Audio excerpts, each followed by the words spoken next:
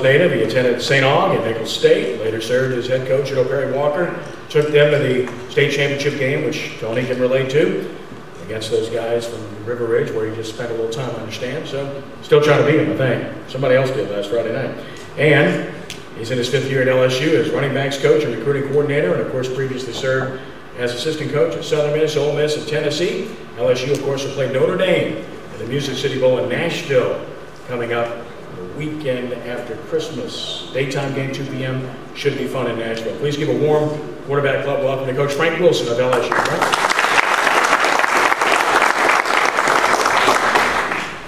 Thank you very much.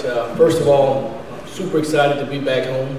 And it's great to see you guys out there. I see Benny and Ro and all my good friends out there. How you doing, babe? And first of all, a round of applause and congratulations to Coach Tony Hall. Ronnie Lamar, good to see you, buddy. Good to see you. Come on in here, all right? Yeah, Tony's kind of important to us, so we're going over there too. All right. First of all, just kind of want to touch base with where we're at. Just came off of the conclusion of our regular season as we embark on our bowl game with an opportunity to win 10 games once again under Coach Les Miles and his 10-year tenure at LSU, where we've averaged 10 victories a season and a bowl game in every year that he has been there. One of the things that we were really thrilled about this season was an opportunity to go into our new expansive stadium.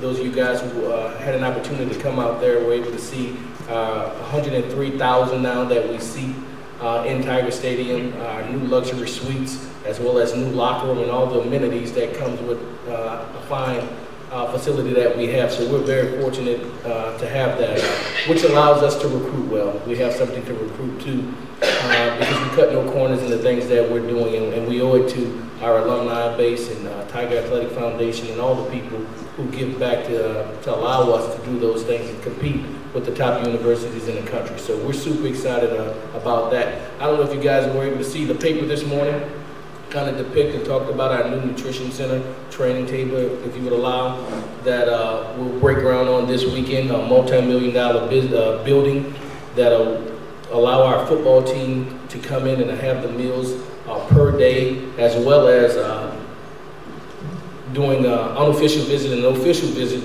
serve as in a capacity of a fine dining restaurant for us. So it's certainly a plus and something that Coach Miles have geared the program toward to be able to allow us to put our best foot forward. So currently right now we have what they call fueling stations, which was a temporary deal that we have, and whether it's in our academic center or in our building, it allows our players to have meals throughout the day. Kind of caught fire from this past year in the Final Four, and a young man kind of talked about being hungry on campus, and university presidents across the country made a conscientious effort to alleviate that problem. At one point, we can only feed the players 2 to 3 meals a day. Now we can feed them throughout the day. So we're right where we need to be in building our program in every aspect as possible. The next thing I want to talk about is as we get ready to prepare for a very, very talented Notre Dame team. Super excited about our opponent, super excited about going to Nashville, Tennessee to go bowling and to go take care of business. And you always want that opponent that allows you to get the very most out of you. So we think that Notre Dame is a team that allow our kids to set a standard and look forward to playing a very, very competitive team, a fine football team that's well coached, and we're anxious to get started practice after this week once the dead periods start. We went out last week and supported all of our teams in the state of Louisiana, was at every one of the high school playoff games, and we'll be so again in the Superdome this weekend to support our coaches and our team as the flagship state university, and do our very best to try to get those guys to come to LSU. All right, so we'll continue to do so. Just teasing. Tony's a good friend of mine. But one of the things I know I won't elaborate too long. I know you guys were anxious to talk about our program and where we're at. And Ed, I hope you don't mind, I brought Cam Cameron with me because I knew we had a lot of quarterback questions. And so instead of me having to answer that question, that's what y'all want to know, right? So I'll knock my little piece out. If you have any Q&As for me, then we're going to bring up the offensive coordinator, Cam Cameron, quarterback coach. All right, any questions for me, guys? Here we go. Aren't you a graduate of St. Aug? I am. Okay, and then with that being a head coach job, though, I don't think you're interested in it, but who would you like to see fill that spot? I mean, there's so many alumni that are in the coaching business from St. Aug. I don't know the thinking right now as far as the administration. If they just want a St. Aug guy, certainly I would be for that. But I'm also open to the best candidate that's out there to lead the program, whether he's a St. Aug alumnus or not. So I know those guys are going to do a very, very detailed search to find the best fit for St. Aug, and I'll support whoever they decide to go for. I don't have a horse in the race, I guess is what I'm saying. And I guess my other question is, since you were last to take Perry Walker to the Dome, you weren't successful against Curtis. But so, what would you have done different that you could take Tony to be successful against Neville? You know, we talked about that. As I said, Tony's a very good friend of mine, and we talk on a weekly basis after his game. And I share with him not so much the right things that I did, but the things that I think I could have done different, so he can learn from my mistakes. He's done a wonderful job. He and his staff are well ahead of the curve. His team is extremely well coached, and they'll be prepared to go out and compete. I just support him. You know, anything that he needs, I'm there for him. But I think he got to figure it out. You don't need me to tell him. He got to figure it out. Frank, I got a question. Frank and I go way back. Coach Bebe was from Coach O, going way back. So I'm trying to figure out your math though. How is LSU going to get to 10 wins? Yeah. Because I'm saying if they 8-4. Yeah, that's right. Okay. Now, this is a great accomplishment. No, wait. This is a great accomplishment. I got an answer for you. Oh, okay. All right. So here's what happens. There's a regular season, there's a bowl game, and then there's a game that's won on the first Wednesday in February. All right. So when National Signing Day comes and we get the best receiver in the country, the best player in our state, that's our 10th win. But you know, it's a great accomplishment. A lot of times fans take this for granted. Under Coach Miles, #1 in the nation, 15 straight seasons of having at least 8 wins. You want to talk about consistency. Now, a lot of times as LSU fans, we get spoiled. You know, 8 wins now, if it's not double digits, like, oh, what in the world's going on? But when you keep that in perspective and look at all the programs, #1 in the nation, consistency, the last 15 years to win 8 games, that's something to be said, that when you bring that consistency to LSU. Thank you, brother. Where do you stand with commitments for next year in terms of numbers? Yeah, we're in a good place right now. We're somewhere about 14 with our commitments. What happens with a lot of these kids, some of them wait for their moment to have it at a Under Armour game, an Army All-American game. Some are quiet commitments, some are public commitments, some are committed to other schools. So in my mind, we may have more or less than what public knowledge is based on what we know. But we're in a good place now. We'll fulfill all 25. We have 25 available scholarships, and we'll fill all of them. Yeah, bro. Do you want to be a head coach? Great question. I think when the timing is right and that opportunity presents itself, it's something I would strongly consider. Right now, I love my job where I'm at. I think we're in good position to do really good things. I think, you know, I'm very fortunate to be under guys like Cam Cameron, Les Miles, and the guys I've learned from over the years as a coach, as a recruiter, and it's coming. I think it'll come in due time, but I'm still being cultivated, so I'm patient but yet eager whenever the opportunity presents itself. Anyone else? All right, kid, I'm gonna give Cam a second. All right, Cam. Put Coach Cameron in the hot seat. What Frank didn't tell you, when we signed Leonard, I went to the left, and I was going to be the running back coach this year. And obviously that didn't work out. Frank, I mean, I know Nichols is called Harvard on the Bayou. Is that what you call it? I'm going to check that math grades that you had down there. Yeah, that was, you know, it was, not like it was recorded or anything by one of these cameras, so. That's my guy. One quick thing, and then I'll have a couple of comments, and we can take a couple of questions if we have time. I don't know what the timeline really is here. Tony, great job the other night, and I had an opportunity to go from the Dome and then over to watch them play against Platinum. And what, 27.5 maybe when I got there. And obviously they were '1 seed, and you can see why. They score, bang, bang, they're making some plays, we're making plays. And so now they're driving it, and you really did two things in my mind that won the game from a coaching standpoint is, number one, you had timeouts at the end of the game when you needed them. And we've all been guilty of making that mistake in a big game, not having timeouts when you need them late. And so they go down there inside of number 10 maybe, and you are playing pretty good defense, but that clock's going to get away from us. I'm going to tell you one thing. What position did you play? Because this cat can run now. You ran from about the 40 to about the 10 calling that timeout. That was, that in my mind, I'm thinking, come on, T, now you need a timeout here. And you ran right past me and Frank to get that timeout, which was a big play. Still had one left. And I thought that was really, really smart of you. But I've seen guys make that mistake, get all caught up and get them stopped, and realizing that you may not get them stopped, and all you needed was time. And then I think you had, was it minute 51? Minute 15? Yeah, minute 15. So then down the field you go, and needed that other timeout because now Caver Smith gets knocked. We had a chance to score right on second down, and then you had a timeout, and then that was a great call on the jet sweep. I didn't see that one coming. I saw you line up a guy we all know in a stack over there, and then they had him 3-on-2, and I'm thinking, well, if you were going to run a little rubber out there or something, and then you go that quick motion jet sweep, that was a heck of a play. Everybody's going to see that play, but I think you did your job. You gave your team a chance to win, and calling that timeout was big time. So congratulations, that was a heck of a job. And my guess is you're going to need to do a couple of those this weekend too. So, but great job. And that was fun game to watch. That's a heck of a game. Huh? That was a heck of a game. So, any of you get a chance to watch that, see that? Any of y'all there? Yeah, that's a big time game.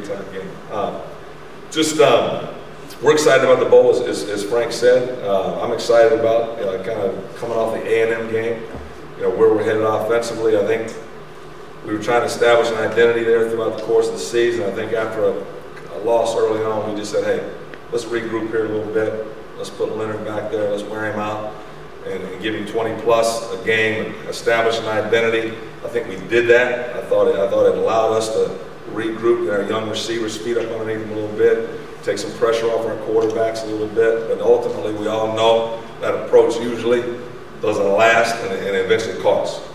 But I think we were smart enough, our staff, Coach Miles, to say, okay, now we got an opportunity here going to the A&M game to maybe head a little different direction, compliment Leonard a little bit, take some of the pressure off of him.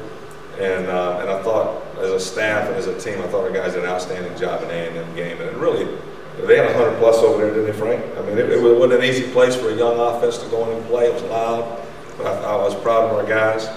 So I think we're at a point where now we can continue to try to establish that identity going into this bowl game and in the next season, especially our young guys. And I think our quarterbacks, I got to be honest with myself first. I think I could have done a better job. You got young guys. They're different than a fifth-year senior like a Zach Mettenberger, or having a Drew Brees in the National Football League, or Joe Flacco, or Phillip Rivers. I'm evaluating how I'm teaching, and try to streamline some things in that last game to help Anthony play better, help develop Brandon Harris, and I think both our guys are going to be really productive quarterbacks. I think they're going to get better, but I got to do a better job. I think it starts with me, technique-wise. Whether we're zone reading, whether we're speed optioning, whether we're throwing 3-step, 5-step, 7-step, whatever those things are, I got to do a good job in these bowl practices, making sure my guys are fundamentally sound, taking care of the football. And I'm confident we're going to do that here moving forward. So I think the prospects of our quarterback position are good and ultimately going to be great. And I know that doesn't go a long way down here where we really do, just like you want to win every game. I know Drew Brees wants to win every game. I know, Bobby, when you played, you want to win every game. Anthony Jennings, Brandon Harris, we want to win every game. And when we don't, we get it. you know, it falls on us as quarterbacks, right? We get there. We got big shoulders. We know what that's all about. And I'm confident our young guys are going to handle that well moving forward. And nothing better for us than to have great bowl practices, have a great win against Notre Dame. That's going to be difficult, and then springboard us into a young team coming back in the next season. So we're excited about this bowl game. We're excited about the prospects of the future. And I think you'll like what you see. I think you're going to see us build on what you saw us do offensively against A&M, and then to complement who I think is the finest defensive coordinator in football, John Chavis and his defense, and Brad Del Pino on his special teams. I think you would agree, Frank. As a team, you know, we like where we're headed. We like our guys, and we're excited about the future of LSU football. Good luck. You know, Saturday night, we'll be there. And questions? Yes, sir. Do you ever want to just get a little out there with it, like put Terrence McGee at quarterback and run the option or the Wildcat? Is that ever crossed over? Just so you can have fun with it? You know, I feel you. You know, and yes, we do that. In hindsight, you do a lot of things different. And we've done some of that over time. But yes, absolutely. Absolutely. And I think what we did coming off of last year, a record-breaking year at LSU and in the conference, we kind of wanted to get back and establish a base. And sometimes when you're establishing that base of your offense with young guys, maybe you do miss some opportunities to be a little more creative. Because creativity is something we all want to be as an offensive coach. You want to be creative. Nobody wants to be the offensive coordinator, the head coach, or the quarterback.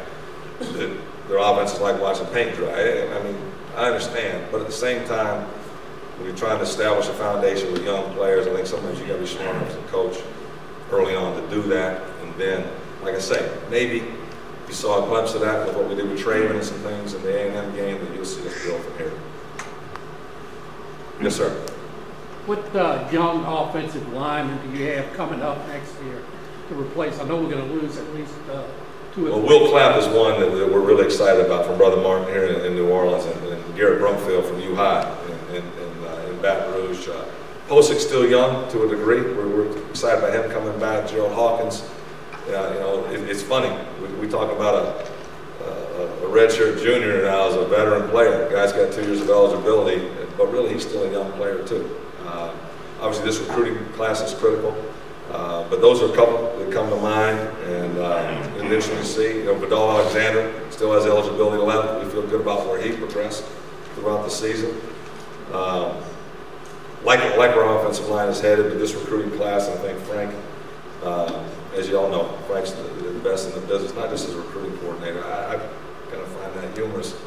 He's a lot better running back coach than he is a recruiting coordinator, and he's a great recruiting coordinator, don't get me wrong. And that's why, as somebody alluded to, you know, when he feels it's right for he and his family, he'll be a great head coach. But one thing we'll make sure we do is put together a great offensive line again next year. Coach Cameron, how difficult is it? You mentioned Zach Menberg, an NFL-style quarterback, Drew Brees, Joe Flacco, that all speaks for itself, Phillip Rivers. When you get into looking for a quarterback in high school, and they run the spread, they're always in the shotgun, they're not under the center position, to teach them 3-step, 5-step. I know you had success at Indiana University with Antoine Randall, who's really an NFL receiver. Correct. But how do you develop his skill set to put up all those yardage where he was explosive and became the kind of quarterback you want? Is it difficult? And obviously I'm talking about Harris. Right. So all of a sudden he's in the spread option, and that's what he did in high school, but that's not what you really asked him to do at LSU. Right, and Anthony was the same way. And there are some challenges, and I encourage like all high school kids that come to our camp, even if you're a shotgun guy, you know, learn to play from underneath the center. But most guys, they don't do it. They can't remember. I mean, are thinking about it straight up. When was the last time you ever even envisioned that when they were in a victory formation, to kneel down, the cat's going to be in the gun? Well, he's going to be in the gun, catch, and go, whoop. I mean, we never dreamed that, right? And the thing is, what drives me crazy, you see a team has the ball in the half-yard line and in the shotgun. Right. And you wonder, come on, you should be able to punch it in. That's the thing that gets to me. Yeah. How you cannot be on the center, you're on the half-yard line. And what we have to do as we age in this profession, you've got to realistically look, okay, well, is the productivity there? And some of these, I mean, for people that do that, that's what they believe in, and they make it work. So we really are going to be both. We're going to be under the center and we're going to be in the shotgun. I think that's just smart. I think, again, you saw that more in the A&M game. The zone read game, are we going to be a huge zone read team? I don't know, but the threat of the zone read helps you in so many ways. From the A-gap, double mug blitzes, to soft pressures, all the things that you know are tough to block, but against zone read aren't great. So we're kind of, it's a little bit of a balancing act for us because we do believe in some traditional things. And a guy like Leonard benefits from those traditional thoughts where we can put him 7.5, 8 yards deep behind the quarterback and let him run downhill on people because we don't want to lose that. And that's why we're still, if you look, anything that's a negative from our quarterback perspective is a huge positive for why we get great running backs. Because great running backs, the Jeremy Hills, the Alfred Blues, the Leonard Fournettes, they're NFL backs. But NFL backs still, most of them are at their best when they can run downhill with a three-way break. So we're going to continue to do that, kind of mesh those two things together, because I think if we can master the ability to teach it and execute it, then we can mix our game plan from not only week to week, but quarter to quarter, half to half, and then be situational in what we do. So that falls on me, teaching the quarterbacks to do multiple things and then being able to execute it. And that's why I am encouraged with Anthony and Brandon, because I think there's a process in developing these young guys today when you ask them to do multiple things. And, but it has its challenges. And another two-part question. I'm a fan talking to you.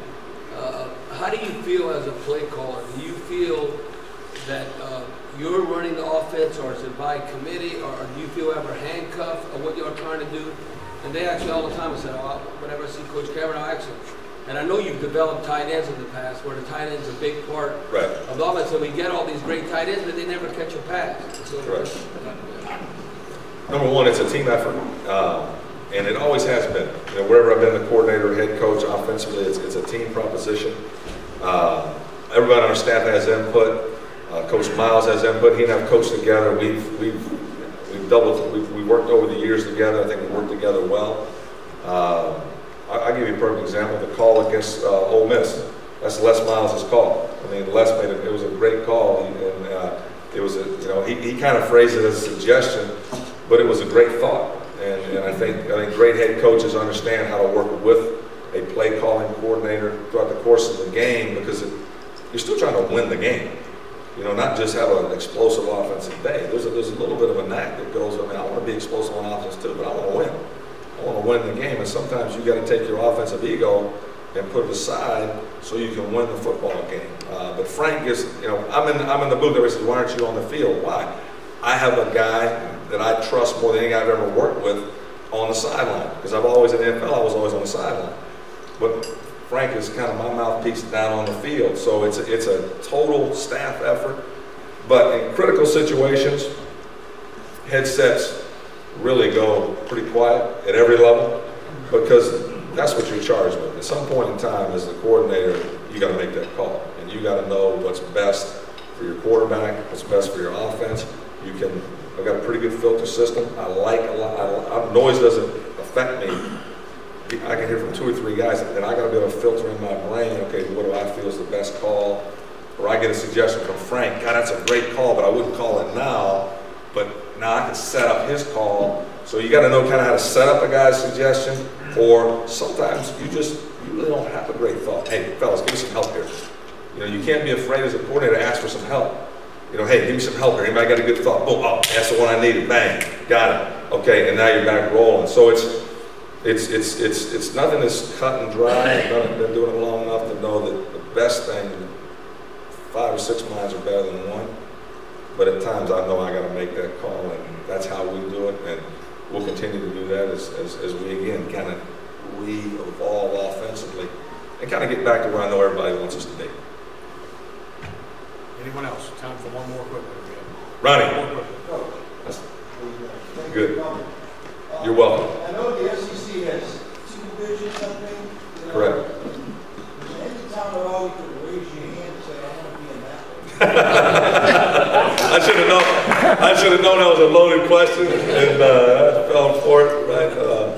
But you know, probably no response needed, other than we have tremendous respect for how do we say it? Quality opponents. And, Harry, you got something there? I will say this, can I add one thing to what Ronnie said? Yeah. I said maybe the two toughest conferences in America are the AFC North and the SEC West. It might be those two. So hey, thanks for having me. You guys have been awesome.